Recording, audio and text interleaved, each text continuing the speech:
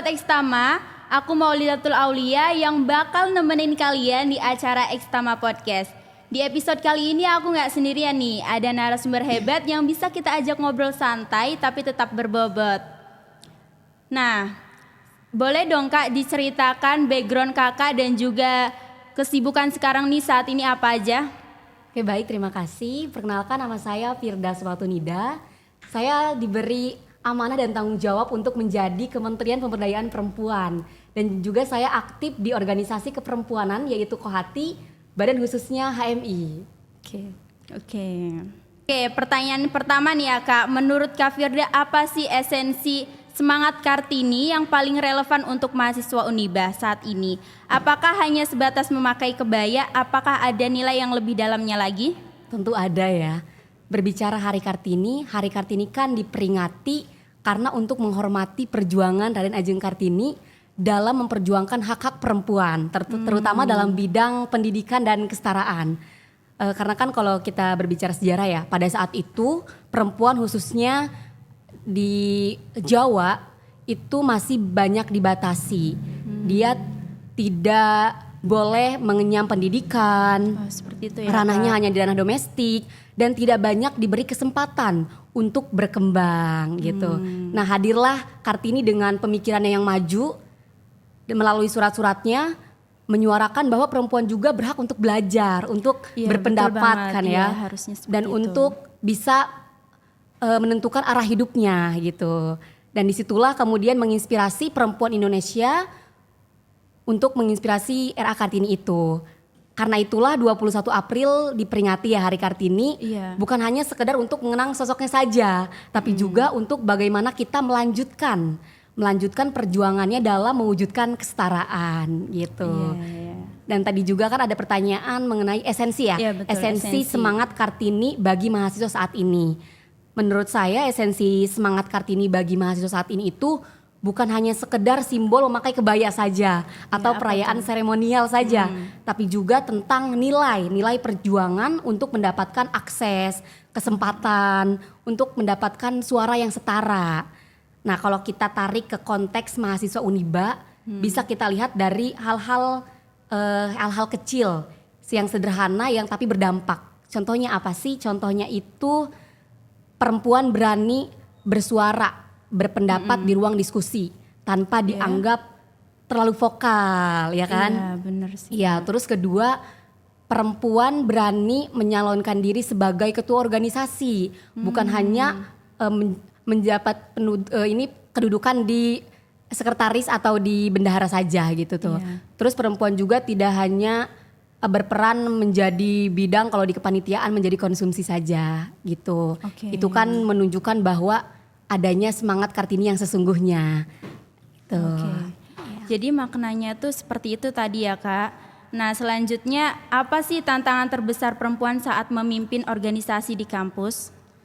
Tentu tantangan perempuan dalam kepemimpinan itu menurut saya dalam realitasnya itu ada dua sisi atau dua tantangan. Ada tantangan eksternal, ada tantangan internal. Kalau dari eksternal itu masih adanya stigma. Stigma bahwa perempuan itu terlalu emosional. Terlalu terbawa perasaan gitu ya Kak. Iya, seperti itu. Terus ada juga stigma bahwa perempuan itu ketika tidak tegas ketika mengambil keputusan. Iya, padahal kan itu stereotip ya. Stereotip itu pelabelan negatif, bukan fakta. Buktinya banyak perempuan yang memimpin itu memiliki kemampuan dan komunikasi yang efektif gitu.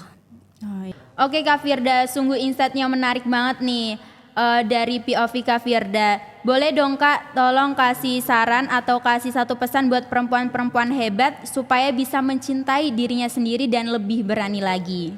Oke, satu pesan untuk mahasiswa Uniba agar terus berkarya. Jangan batasi langkahmu hanya karena ragu. Kamu diciptakan untuk berkarya, bukan untuk mengikuti dunia. Teruslah berkarya karena perubahan lahir dari keberanian. Dan perubahan kecil akan menghasilkan dampak yang luar biasa. Satu perempuan bersuara, 1000 perempuan berdiri bersamanya. Hidup perempuan Indonesia.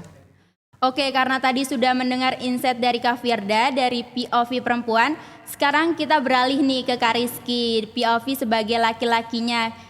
Bisa dong Kak diceritakan background Kakak selama di Uniba ini apa aja sih?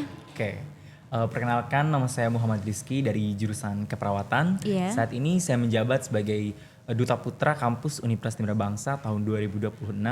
Dan FYI nih ya teman-teman semuanya, kemarin saya baru mendapatkan sebagai juara ketiga di Wah, keren nih, Pilmapres Kak. tahun 2026 Universitas Nira Bangsa. Oke, langsung saja nih ya Kak yang pertanyaan pertama. Yang pertama adalah Duta Putra Uniba, bagaimana kamu melihat posisi perempuan di kompetisi bergengsi seperti Pilmapres yang kemarin? Oke, baik Kak. Saya jawab ya. Iya. Buat kemarin sih banyak banget ya experience karena dalam perjalanan lomba saya di pemilihan mahasiswa berprestasi kemarin ada 3 perempuan kebetulan Kak lawan berat saya dan salah satunya saya ada di tengah-tengah itu di posisi juara 3 Kak antara terbesit dengan juara 4 dan juga juara 2 serta 1. Bagaimana saya melihat posisi mereka, tentunya mereka sangat-sangat sebagai Kartini yang aktif ya Kak ya, yang mampu menyuarakan hak-hak mereka dan juga karya tulis ilmiah mereka yang disangkut pautkan dengan Kartini tersebut Kak. Jadi yang membuat saya bahwa dorongan untuk perempuan-perempuan masa kini itu untuk lebih aktif lagi gitu Kak. Wah, keren nih Kak ya.